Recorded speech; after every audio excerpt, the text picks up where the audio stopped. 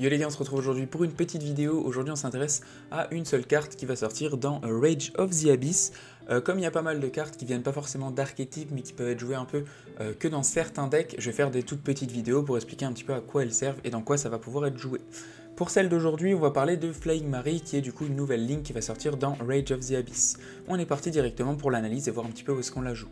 Au niveau de cette ligne, elle va pouvoir être jouée dans tous les decks qui vont jouer tout simplement des zombies. Au niveau de cette ligne là, elle va être haut. Elle va être zombie et pour l'invoquer il va falloir deux monstres zombies. On peut target un monstre level 5 ou plus zombie dans le cimetière ou dans la zone bannie, placer cette carte dans la zone magie et piège en tant que magie continue et si on le fait on invoque spécialement ce monstre.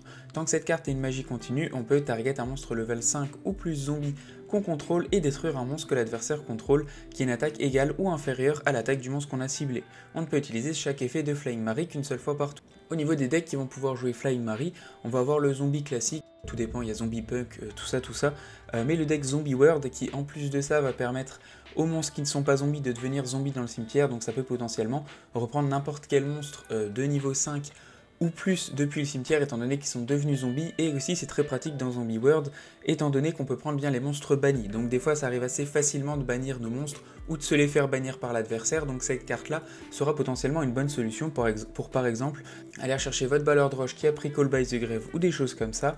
Ça va être possible aussi de le jouer dans des decks vampires, en plus tous les monstres vampires sont niveau 5 ou plus, donc ça peut être utile. Ça peut être utile aussi dans les decks Vendread, et ça peut être utile, bon, si vous jouez aussi Shiranui, Mayakashi ça marche aussi, et ça va marcher aussi surtout pour le deck Eldish qui va être assez utile étant donné que si notre Eldish va perdre en ressources, on se le fait bannir.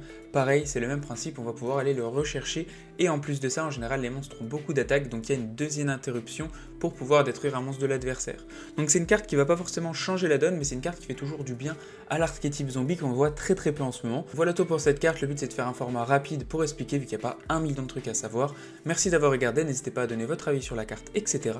Ciao ciao, à plus et abonnez-vous.